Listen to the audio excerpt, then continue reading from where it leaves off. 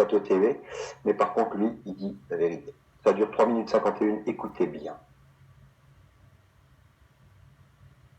Pourquoi les gens qui se trompent tout le temps, on continue à les entendre, ils ne sont pas discrédités, alors que ceux qui ont donné les bons chiffres, eux, on les critique. Je prends beaucoup de risques en faisant ça, parce que je n'ai rien à gagner. Nous n'avons pas une épidémie infectieuse, nous avons une épidémie d'angoisse.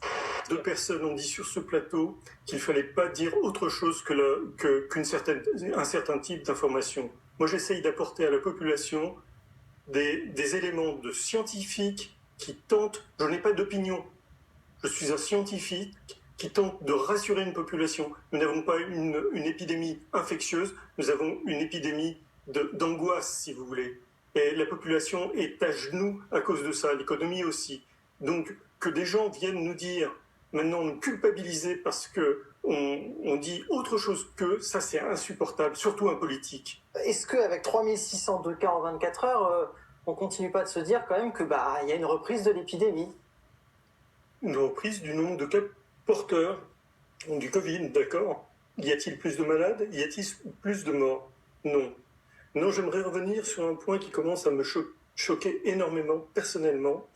À plusieurs reprises, des personnes ont voulu m'intimider pour me dire « Non, vous ne devez pas parler. C'est tout à votre honneur de me laisser parler et je vous en remercie. C'est l'honneur aussi de la France d'avoir une multiplicité de points de vue et qu'on vienne me dire que j'apporte de la confusion alors qu'il y a eu pendant 6 mois une confusion totale, des atermoiements dans tous les sens, tout le monde s'est trompé.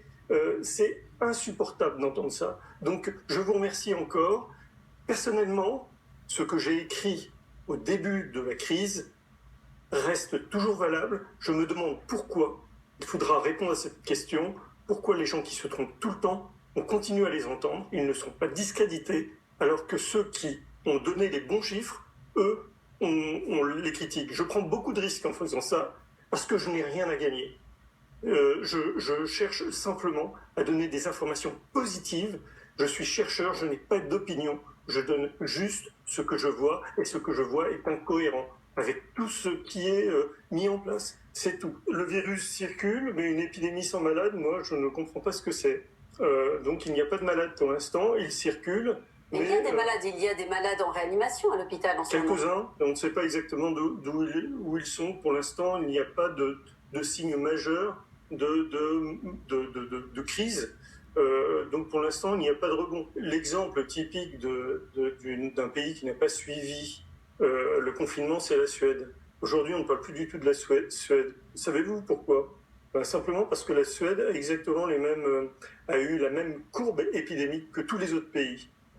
C'est-à-dire que globalement, confinement ou pas confinement, on a les mêmes résultats. La majorité suédoise aujourd'hui, la majorité politique, est contestée sur cette politique-là. Donc très clairement, le nombre de morts par rapport aux pays voisins entraîne également des contestations politiques. Réponse et ensuite on doit en terminer. Écoutez, il y a eu beaucoup moins de morts en Allemagne. Est-ce que vous vous êtes posé la question pourquoi? Pourquoi il y a eu beaucoup moins de morts en Allemagne? C'est simplement un système de comptage. Donc sur ces questions-là, il y aura encore beaucoup de choses à discuter.